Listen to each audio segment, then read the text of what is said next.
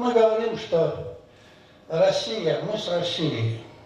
Мы турский народ, мы с Турцией. Но, как отмечалось уже здесь, больших положительных результатов, эффекта от этого мы, к сожалению, не имеем.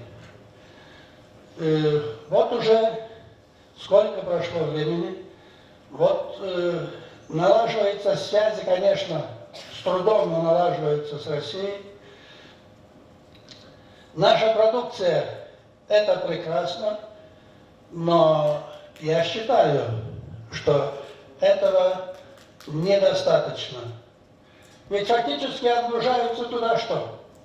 Плодоовощная, винодельческая продукция, ну и в малом количестве там животноводческая, птичеводческая, что? А кто хозяева плодоовощной и винодельческой?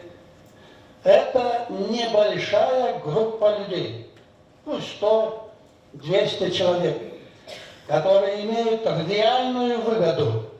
А что имеют люди, основная масса? Вот поэтому и покидают Гагаузию. Я считаю, что если Российская Федерация не окажет помощь, пусть не прямыми, допустим, финансированием, деньгами, но могут же они выделять товарный кредит. И могут же они потом совместные предприятия здесь, в Гагаузии, используя тот товарный денежный кредит России, совместные предприятия по глубокой заморозке плодоовощной продукции и животноводческой, чтобы мы здесь круглый год торговали со всеми регионами России. Здесь не сырую туда часть, а целый год создавать предприятия совместные, сельскохозяйственные. У нас один плодоовощной завод, а нам нужно хотя бы еще 2. Чтобы мы здесь сами паковали банки, все, производство и готовую продукцию. Тогда будет другой бюджет, тогда новые рабочие места, 1000 рабочих мест будет. Давайте определим очень некоторые категориальные вещи, как экономическое развитие торговых отношений. В марте 2015 года сколько компаний было и имело возможность экспортировать свою продукцию в Российскую Федерацию? Сегодня этих компаний 66. 66. И если возьмите структуру этих компаний, там нету крупных, там не все крупные. Там есть компании, которые имеют 25 гектаров, которые имеют 50 гектаров, которые даже имеют 15 гектаров. Но наша самая большая проблема, знаете в чем? Даже не в том, что эти компании есть, а в том, что нам нужно кооперироваться. Потому что такой объем продукции, который просит Российская Федерация, даже один регион, берем Московскую область, которое население с Москвой вместе 22 миллиона, мы не можем отдать ту продукцию в таком объеме, который не запрашивают. Это можно делать только в рамках кооперации. Вы все прекрасно знаете Михаила Васильевича Степана Михайловича. О тех кооперативах. Вот берем даже наш Новокорейский район.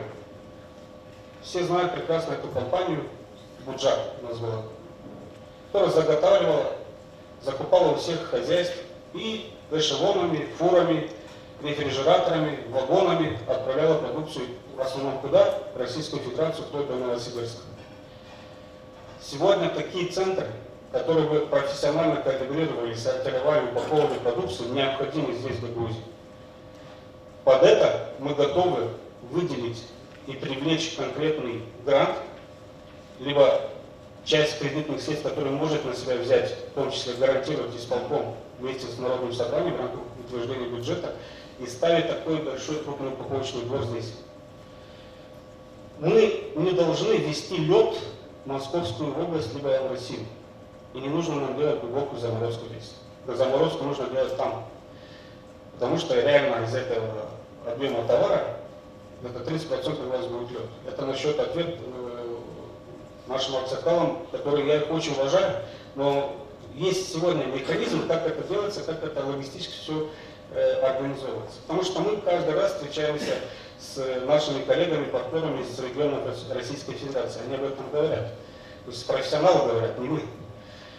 Нам нужно группироваться, нам нужно кооперироваться, нам нужно подавать тот объем товара, что от нас просят.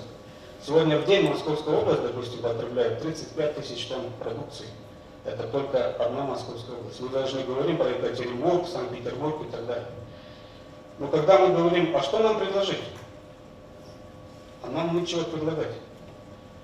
Потому что виноградников нет, садов в достаточном количестве нет, и это наше хозяйство, наше наследство, которое мы получили. Сегодня проблема не в кооперативах, не в кооперации, не в том, что у нас нечего продавать. Сегодня проблема совершенно другая. Сегодняшняя проблема. Эта проблема, которую вы озвучили, это проблема 3-5 лет в будущем. Сегодня у нас проблема другая. Сегодня Российская Федерация дала нам право торговать сельхозпродукцией, винодельческой продукцией в рамках 66 компаний. Да? Не проблема, пусть будет 10, или 20, или 105. Не проблема в этом.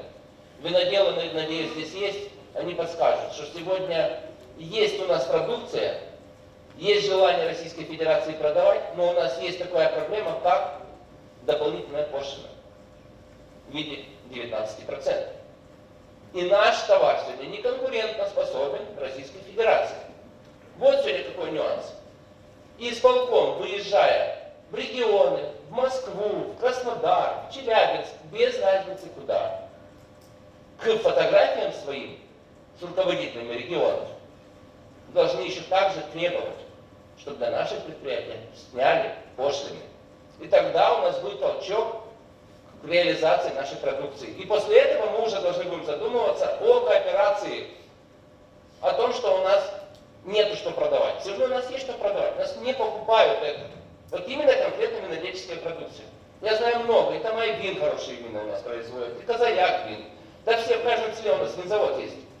Вот это проблема, поэтому обратите внимание на это. Реформы уже начались в Гагаузии. Они не могли не начаться. Рано или поздно кто-то из нас это должен был сделать. Наши отцы и деды дали нам эту автономию, мы должны ее развивать. Конечно, реформы не всегда популярны. Не всегда хочется людям расставаться с традиционными расчетами, расплатами, не всегда им нравится повышение каких-то цен. Но увеличение бюджета на 32% говорит само за себя. Это те деньги, которые ни в коем случае нельзя проесть. Эти деньги нужно вложить в экономику и в нашу молодежь. Нужно в обязательном порядке развивать различные программы. Но, опять возвращаясь к политике, у нас есть уложение в Гагаузии, у нас есть закон о особом правовом статусе. Но мы забыли, что он не приведен в соответствие с законами Республики Молдова. И когда мы говорим об экономике и хотим делать программы, когда мы хотим сделать законы, я сегодня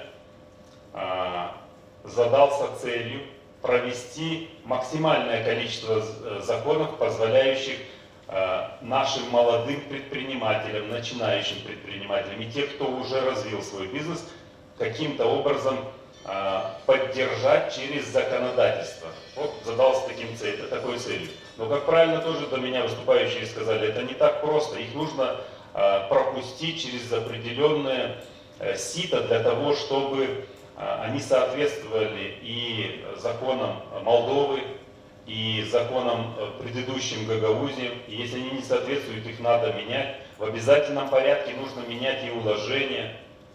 Оно замечательно, оно нам дало до сегодняшнего дня добраться вот в том виде, какое оно есть. Но его надо менять, все в жизни меняется. Нужно делать капитальные реформы. И только это позволит нашей молодежи оставаться здесь.